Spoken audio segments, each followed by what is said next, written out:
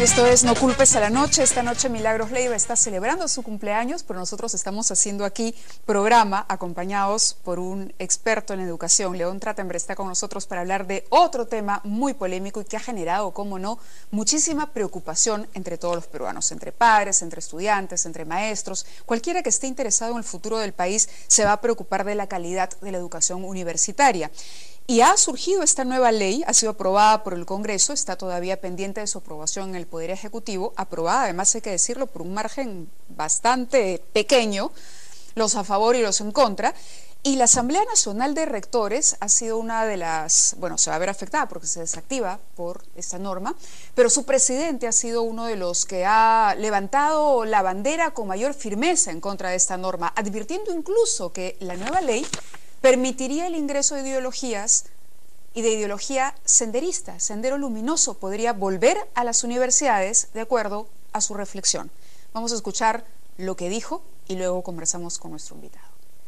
El señor presidente de la República no ha leído el texto, como no han leído los parlamentarios que nos han dicho después, cuando le hemos dicho ver la forma como trasgrede, que esto contenía, caramba, están aterrados de que hayan aprobado un engendro monstruoso que agrede todo derecho constitucional, porque no se han enterado, porque no se les ha permitido, porque casi la mayor parte de ellos, del oficialismo, no lo ha podido tener la oportunidad de sacar. Y en cuanto a los docentes universitarios, que han luchado por su homologación, que Toledo se jacta de haber luchado por su homologación y haber iniciado la homologación, y es increíble cómo nuestra primera dama, que estoy seguro que no ha leído la norma, sale a felicitar al congresista Daniel Mora, que los estudiantes van a elegir ya en elección universal a sus rectores. Señores, Sendero Luminoso, el Movadís ha tenido como bandera de lucha fundamental, inclusive con toma de universidades, la elección universal. ¡Qué gran favor! ¡Qué gran mérito ha hecho Sendero Luminoso para que a la noche a la mañana! Bueno, la verdad es que, como lo vieron ustedes, el hombre habló con mucha firmeza, preocupación. Yo creo que en cualquier momento a él le iba a pasar algo, estaba muy preocupado y llamó a esta ley como engendro monstruoso. Llegó a ese nivel y dijo: Sendero Luminoso va a tomar las universidades. Eso es en resumen el mensaje del presidente de la Asamblea Nacional de Rectores. Como ya lo había anunciado, el experto en educación León Trattenberg está con nosotros esta noche para aclarar los alcances de esta nueva ley y para ver qué puntos tiene a favor y cuáles son los puntos también, por supuesto, discutibles de esta nueva norma. Muy buenas noches y bienvenido, gracias por estar esta noche con nosotros. ¿Qué tal? Buenas noches. ¿Es un engendro monstruoso esta nueva ley universitaria?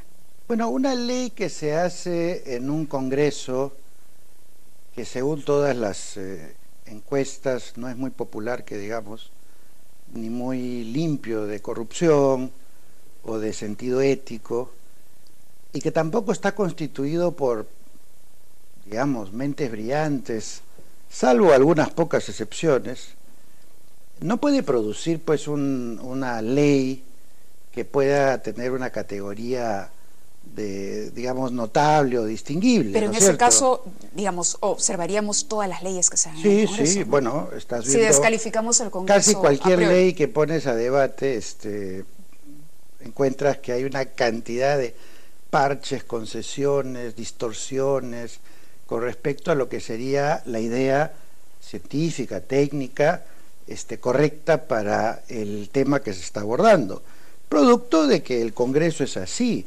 Por lo tanto, una ley que se construye sobre la base de búsqueda de votos favorables a cambio de corregir algunos articulitos que afectan a uno u otro o que son la condición para darte un voto, no puede salir pues bien articulada, bien pensada, y sobre todo lo que más me preocupa es que no tiene visión de futuro. Esta es una ley que ha sido hecha para el pasado. Es decir, ¿qué cosa es lo que han hecho? Han mirado qué problemas han sido denunciados con respecto a los manejos universitarios o la calidad en el pasado, y han planteado un conjunto de parches para que los problemas que se presentaban en el pasado eventualmente se resuelvan. Cuando en realidad lo que debería haberse hecho es decir, ¿cuál es la universidad del futuro que necesita el Perú? ¿Cuál es la universidad con la cual el Perú va a conseguir su desarrollo? y cuáles son las condiciones necesarias para crear esa universidad. Para ponerlo claro, esta ley no va a mejorar la situación o la calidad de la educación universitaria. No, para nada, esta es una ley para el pasado. Es decir, vamos a imaginar un joven que tiene hoy día 15 años, 16, que va a entrar a una universidad. Es un joven que, si tiene salud, va a vivir 120 años. Va a tener que cambiar de carrera o especialidad cada 10 años. Va a vivir buena parte de su vida en distintos países que no sean el Perú. Va a tener que especializarse y actualizarse todo el tiempo en distintos lugares del mundo, en distintas universidades. Algunas cosas las va a hacer presencial, otras online, otras en laboratorios virtuales, otras en Second Life o plataformas parecidas. Y este es un joven que va a ir construyendo su carrera en base a periódicos, estudios, algunos de cortos, otros más largos, en distintos países, en distintas universidades, y además carreras que hoy día todavía no existen. ¿En qué esta ley ayuda a que este joven peruano esté en óptimas condiciones para construir su carrera en base a las características que tendrá la vida laboral, científica, académica del futuro? En nada. El joven, hoy en día, por ejemplo, en el Perú, un graduado de Harvard no puede ejercer en el Perú, salvo que vaya a revalidar a una universidad nacional para que le reconozcan un título. Nosotros siempre hablamos de compararnos, o sea, yo no, los políticos hablan de compararse con Chile, con Brasil, o Argentina. En Argentina. ¿Por qué no compararnos con Singapur, con China, con Corea? En China hay 180 universidades ranqueadas en el mundo con sedes en China para que los chinos estudien ahí, en las universidades más prestigiadas del mundo, y que haya una verdadera competencia, no entre la argolla de las universidades locales, sino con lo mejor del mundo. Hay dobles titulaciones. En Singapur hay 66 programas de doble titulación. Es decir, estudiar en Singapur equivale a estudiar con un título a nombre de Singapur y un título a nombre de la universidad alemana o francesa o americana por la que haya optado. Es un doble respaldo para el conocimiento. Es un doble respaldo. Ahora, se estudian carreras que en el Perú ni se conocen. Por ejemplo, biomecatrónica o nanomedicina o biohackers. Hay un punto justamente en la nueva ley que habla de eso y que, bueno, a mí en lo particular me parece absurdo. Pero si no va a propiciar ningún beneficio, ¿va a perjudicar la situación actual? ¿Tú puedes creer que alguien va a cerrar alguna de las universidades que han sido creadas por ley, por los distintos gobiernos, y que sabemos que se caen en pedazos, o alguna universidad privada que tiene los lobbies armados para que no las toque? Daniel Mora dice que 40 van a cerrar. Bueno, ese es su cálculo, podrían ser todas. O sea, si nosotros dijéramos solamente sobreviven las que están en los 100 primeros lugares del ranking mundial, habría que cerrar todas. O sea, ¿cuál es el criterio para decir unas sí, otras no? ¿Cuál es el criterio para decir en el Perú hay, digamos, 5 universidades privadas buenas y 3 nacionales buenas? ¿Cuál es el criterio? Es decir, ¿Le preocupa la creación de esta superintendencia que supone, para quienes se sienten preocupados por la norma, que va a marcar una posibilidad de intromisión estatal en el manejo de las universidades? Se ha hablado de ley chavista, se ha hablado de ley con pinceladas de velasquismo, ¿no? Los expresidentes Fujimori y Alan García han salido a decir que esta es una ley al estilo Correa en Ecuador. Claro, lo que pasa es que cuando una ley se quiere aprobar en contra del 80% de los opinantes, digamos, con algún peso público, político, y contra los partidos políticos que tienen más manejo mediático, obviamente van a surgir todo tipo de adjetivos calificativos para desprestigiar la ley, y eso era de esperarse. O sea, una ley que como esta, que desde el principio tenía la oposición de todos menos el partido de gobierno, iba a tener que soportar, pues, convertirse en la piñata de todos los que no están de acuerdo. Pero dejándole al margen del debate político, ¿no? Viendo objetivamente la creación, porque la Asociación Nacional de Rectores tampoco es que haya sido, digamos, sí, la garante, ¿no? de una calidad educativa extraordinaria, en fin. ¿esta superintendencia supone algún tipo de peligro para la autonomía universitaria y para el libre pensamiento, que es justamente la razón de ser de las universidades? Yo creo que la universidad es el lugar donde la gente puede hablar, intercambiar ideas, crear, imaginar sin ningún tipo de límite ni cortapisas. Justamente ahí donde a partir de la discusión se genera el nuevo conocimiento y las grandes revoluciones en las universidades, ¿no? Mira, en un país como el Perú, donde no hay credibilidad en las instituciones, la credibilidad la ponen las personas. Por ejemplo, cuando eliges a los miembros del BCR o del Tribunal Constitucional o el Consejo de la Magistratura, o los que van a dirigir la Superintendencia de Banca o SUNAT, tú puedes elegir mal y hacer que la institución sea un desastre, y puedes elegir bien y crear una institución confiable. En este caso, en la Superintendencia pasa lo mismo. Si tú eliges 7 personas que tienen la más alta reputación académica, científica, etcétera, puede ser un ente positivo. Si tú eliges, por supuesto, por componendas, por algún tipo de favoritismo político o lo que fuera, gente mediocre, vas a tener una institución mediocre. Es decir, en el Perú no se puede juzgar las instituciones por la definición legal que tienen, sino por las personas que las integran.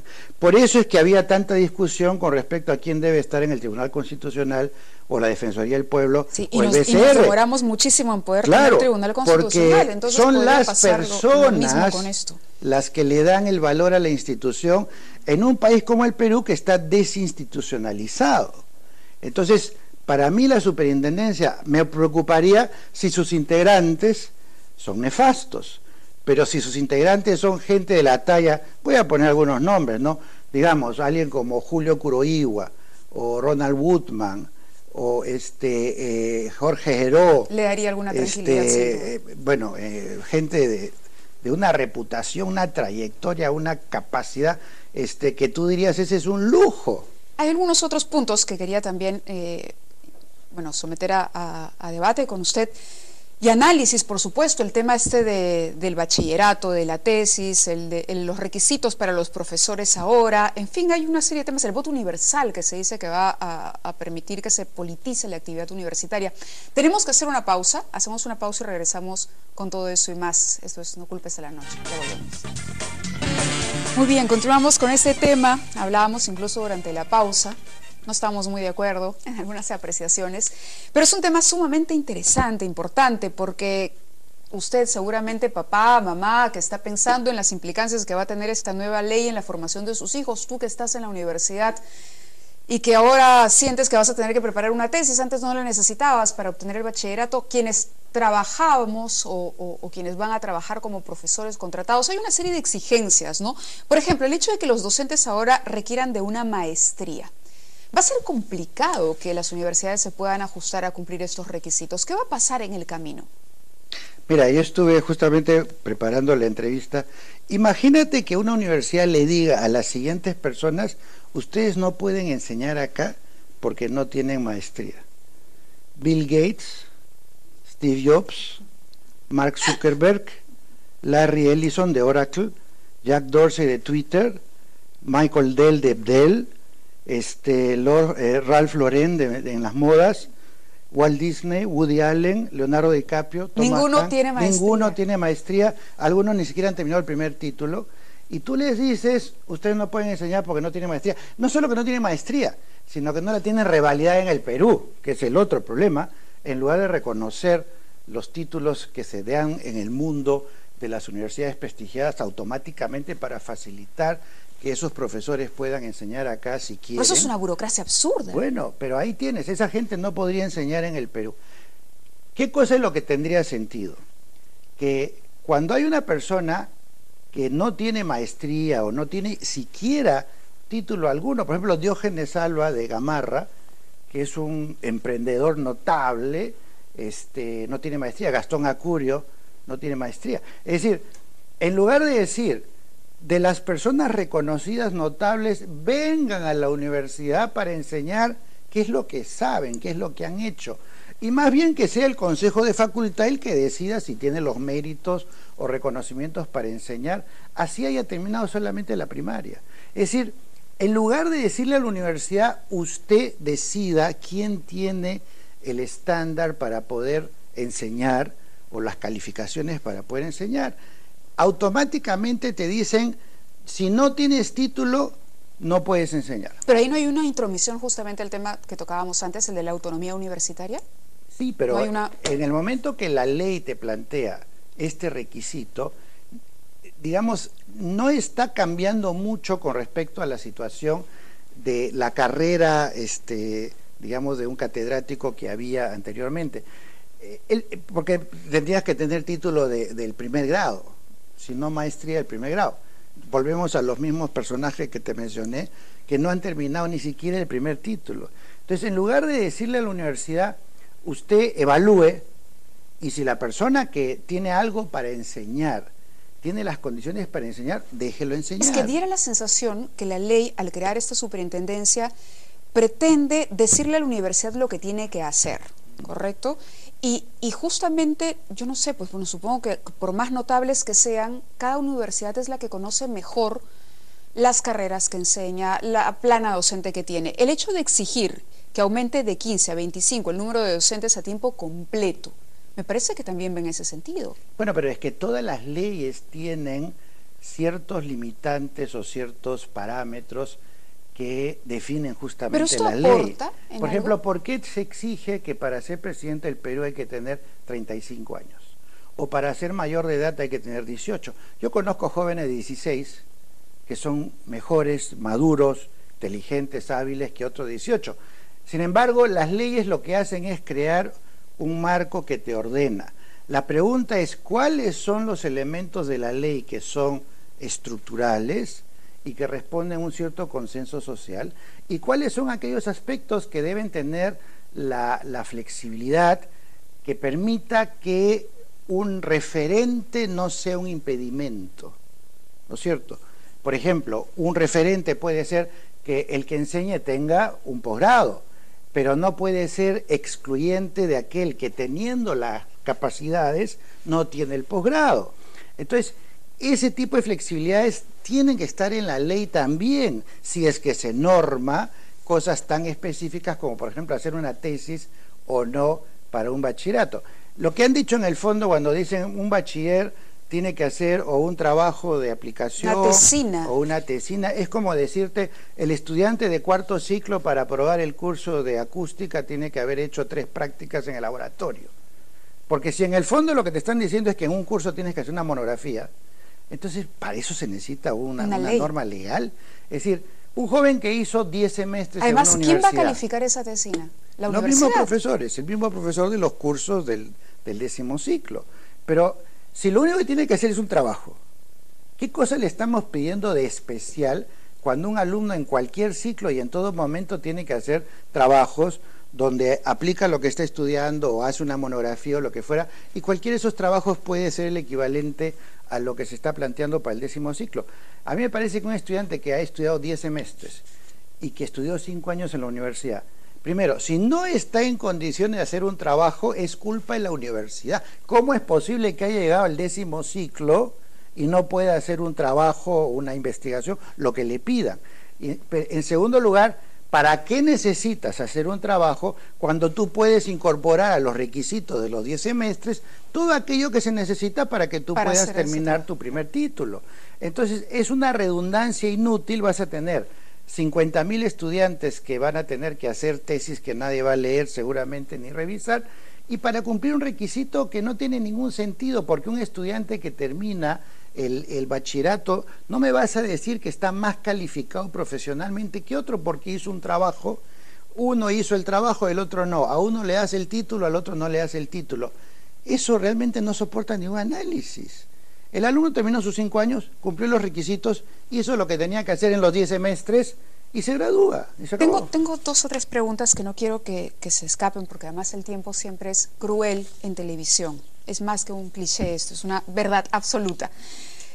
El hecho de que se proponga ahora un voto universal que los estudiantes participen en la elección de las autoridades universitarias, según lo que hemos escuchado del presidente de la Asociación Nacional de Rectores, va a llevar a que los estudiantes y la comunidad universitaria viven una permanente campaña política, en lugar de dedicar su energía a aprender, ¿no? Que es el objetivo, a educarse. ¿Coincide con eso?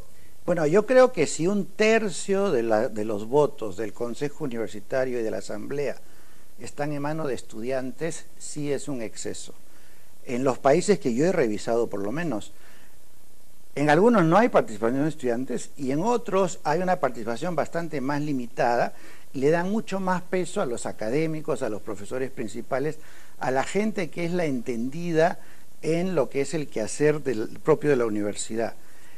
Me parece que 1/3 lo que hace es poner en manos de los estudiantes la decisión de quién va a dirigir y cómo la universidad. Entonces sí es peligrosa esa... Yo creo que es riesgoso, sí, pero no porque sea un problema de senderismo, sino también es un problema académico, es un problema de elección correcta de las autoridades. Los especialistas, los competentes, los formados, los que tienen la capacidad de enseñar a los demás, son los profesores. Y creo que el peso de los profesores debiera ser dirimente a la hora de definir quiénes deben ser sus autoridades. Aquí se ha creado una situación en la que el peso de los estudiantes es mayor que el de los profesores. Puede ser peligroso. Y entonces eso me parece delicado, pero no tanto por una infiltración política o senderista, que podría ocurrir como cualquier otra, sino más bien porque distorsiona lo que es el manejo ejecutivo de una universidad. Ahora, lo cierto es que se da esta ley, en efecto, seguramente con mayores objetivos políticos que realmente académicos, porque se sabe que hay una crisis universitaria instalada, ¿no? De un tiempo a esta parte han surgido una serie de universidades que uno basta por pasar frente a esos edificios o tratar con alguno de los estudiantes de estas universidades y darse cuenta que se está estafando a esos jóvenes, se les está entregando títulos y realmente uno ve los escritos y faltas ortográficas que son de nivel escolar y uno dice, bueno, estos pobres chicos que no pueden acceder a una universidad cara pagan cualquier cosa con tal de sentir que tienen un cartón en la mano. ¿Por dónde vamos a solucionar el problema? Es que el gran problema es que eso mismo se repite en los colegios, en las clínicas, en todos los servicios públicos. Vas a encontrar algunos que están, digamos, conformes con aquello que permitió la autorización de funcionamiento y aquellas que no están conformes, ¿no? Por ejemplo, si tú tienes una universidad que ha sido autorizada a funcionar bajo ciertos criterios y tiene licencia municipal para funcionar, la primera medida de acreditación debería ser, dime, ¿estos requisitos que se plantearon en la creación se mantienen o no? ¿Cuáles serían esos criterios? Bueno, normalmente se ponen requisitos vinculados a la infraestructura, al equipo docente, a las instalaciones, bibliotecas, laboratorios, en fin, lo que requiere cada una de las carreras. Pero si cumplieron los requisitos a la hora de abrir la universidad, tendría que haberse incumplido esos requisitos para poderla cerrar. La pregunta es cuántas universidades han abierto cumpliendo los requisitos. De las que yo conozco, por lo menos una buena parte de las públicas han abierto sin tener para nada cumplidos estos requisitos. Ya ni hablar también de una buena parte de las privadas. Entonces, el tema está en que teniendo mecanismos sencillos, por lo menos un primer nivel de garantía de acreditación, que es la universidad que se creó por ley o por iniciativa privada, que se comprometió a 10 cosas que le pidieron, ¿las está cumpliendo o no? No las cumples, las cierras. Si las cumples, las dejas actuar. Después vendrán los otros niveles. Claro, no estamos aplicando la normatividad vigente ni la exigencia que debiéramos aplicar a las universidades que se crean, incluso las que están funcionando, porque debieran tener un control de calidad de tiempo en tiempo. Y por otro lado hay un problema de que todo esto es dar vueltas en torno a los problemas del pasado.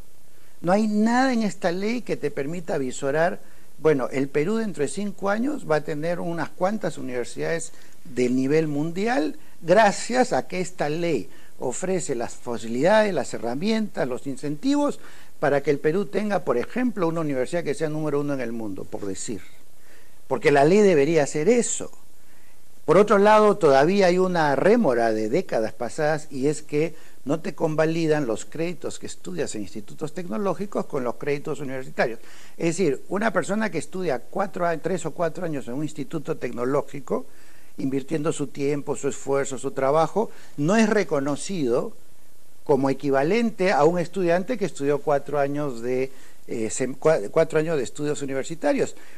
Perú es uno de los pocos países del mundo que todavía tiene este divorcio. Y entonces, esta ley podría haber resuelto, por ejemplo, este inconveniente que condena a los estudiantes que terminan institutos a no poder hacer posgrados, por ejemplo, porque su título no vale con la misma jerarquía que vale un título universitario. Entonces, en lugar de que esta ley se convierta en la plataforma para acercar al Perú a tener universidades de primer nivel mundial, lo que hace es simplemente parchar los inconvenientes del pasado con una serie de normas que todo el mundo sabe que al final van a dormir el sueño los justos, ¿no? Qué pena escucharlo decir eso. Si fuera el presidente Humala, la última pregunta antes de que nos corten el programa, ¿observaría la norma? Claro. Muy bien. Y además yo lo que pienso que debería hacerse es traer 3, 4, 5 especialistas del más alto nivel mundial y decirles, señores, propongan ustedes cómo sería la visión de una universidad a futuro y con qué leyes o normas creen ustedes que podemos conformar una universidad así, y con ese insumo haría una ley y no con el conjunto de las conversaciones entre los políticos y los consultados, digamos, locales, que definitivamente tienen las limitaciones propias de lo que es el nivel universitario del Perú. Muchísimas gracias por haber estado con nosotros. Ahora sí, nos cortaron la cabeza. Nos vamos. Bueno, nada, Mili, que sigas pasándolo muy bien. Feliz cumpleaños nuevamente. Misión cumplida. Muchas gracias a ustedes por habernos acompañado en el programa. Que tengan muy buenas noches.